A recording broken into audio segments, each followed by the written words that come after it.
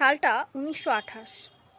লালা লাজপত রায়ের হত্যার প্রতিশোধ নিতে সুখদেব, ভগৎ সিং এবং শিবরামজি তারা ব্রিটিশ অফিসার জন স্যান্ডার্সকে হত্যা করে এবং তার পরবর্তী সময় তারা ধরা পড়ে যান ব্রিটিশ শাসকের কাছে এবং তাদের লাহোর জেলে আটক করা হয়।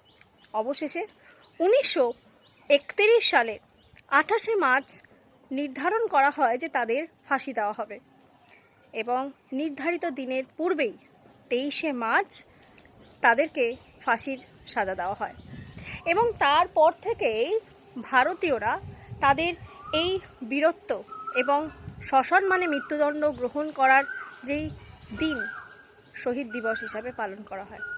এছাড়াও আজকের দিনটি যদি দেখি, ওয়ার্ল্ড মেট্রোলজিক্যাল অর্গানাইজেশন সেটাও কিন্তু প্রতিষ্ঠা হয়েছিল।